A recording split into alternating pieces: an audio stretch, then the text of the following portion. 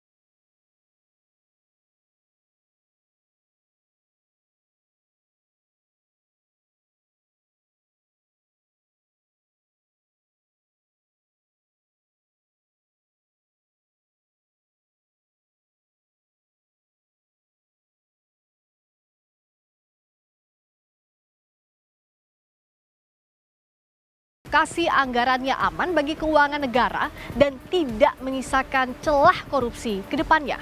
Lengkapnya dalam ulasan Istana bersama saya, Friska Clarissa. Pemerintah menetapkan alokasi anggaran program makanan bergizi gratis di rancangan APBN 2025 sebesar 71 triliun rupiah. Menko Perekonomian Erlangga Hartarto menyatakan pemerintah dan tim Prabowo Gibran telah sama-sama sepakat dengan besaran APBN 2025 yang saat ini telah masuk dalam pembahasan di DPR.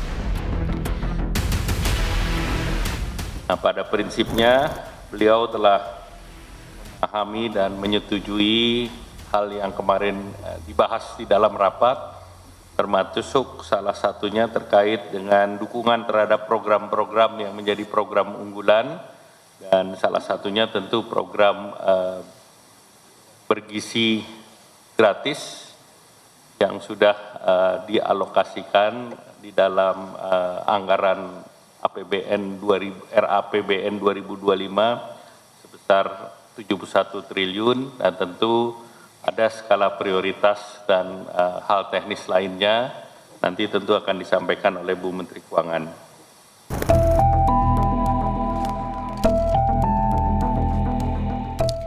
Di hari yang sama dengan sepakatnya pemerintah bersama tim Prabowo soal anggaran makan bergizi gratis, Presiden Jokowi memberi perhatian khusus mengenai pentingnya stabilitas politik jelang pergantian pemerintah agar berjalan mulus. Jokowi bilang jangan sampai ada turbulensi politik. Hal itu disampaikan Presiden di hadapan menterinya saat sidang Kabinet Paripurna soal ekonomi di Istana Negara.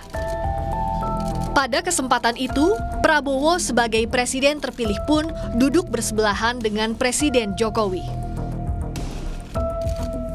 Yang harus menjadi perhatian kita yaitu stabilitas politik.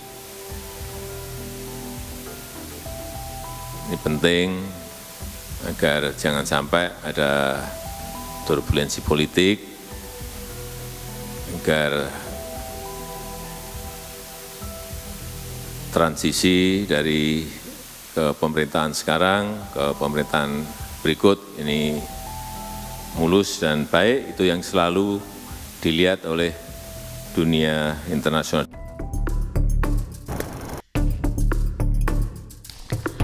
Wakil Ketua TKN Prabowo Gibran Silvester Matutina menyebut data penerima makan bergizi gratis masih dikumpulkan dan harus dirancang secara matang untuk pengawasannya. Namun perkiraan ada sekitar 84 juta penerima manfaat dengan prioritas pembagian tahap awal yang berada di daerah tertinggal, terdepan, dan terluar. Tapi sudahkah ada rencana teknisnya, detailnya untuk berapa orang misalnya di tahun pertama, di mana saja secara lebih rinci? Yang kita terakhir ya, ini data kan masih berbeda-beda nih antara data di Kementerian Pendidikan, Kementerian Sosial, termasuk Kementerian Kesehatan. Tapi intinya itu yang kita inginkan itu 84 juta penerima manfaat ya. Terdiri dari ibu hamil, bayi, anak SD, TK, SMP, SMA, bahkan sampai pesantren. Tapi kembali lagi nanti kita lihat memang benar-benar mana yang lebih mendesak gitu loh. Jadi kita juga tidak mau akhirnya program ini menyasar kaum yang gizinya sudah cukup baik ya, terutama di perkotaan dan kota besar. Jadi intinya kembali lagi kita mencoba yang 3M yang terluar, ya kan, terasing dan terbelakang lah, itu yang di luar.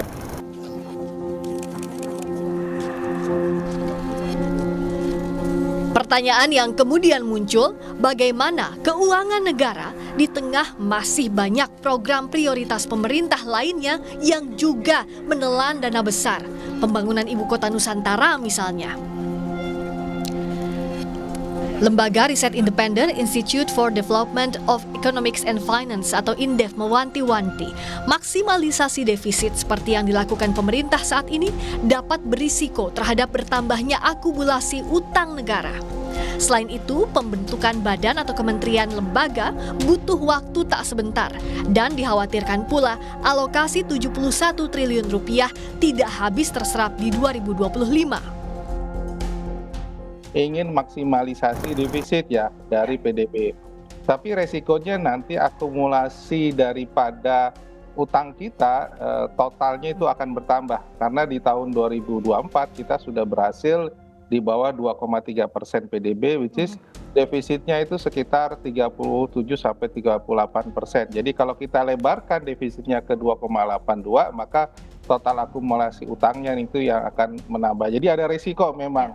Tentu saja yang saya kira mungkin secara teknis perlu dipikirkan bagi pemerintahan baru, pembentukan badan ataupun kementerian lembaga baru itu membutuhkan waktu yang tidak sebentar ya, melihat pengalaman dari dulu ada Menko Maritim Invest, ada kementerian yang lain, itu butuh waktu sekitar 6 bulan lah begitu. Jadi saya khawatir bahwa alokasi sebesar 71 triliun tidak akan habis ya di tahun 2025.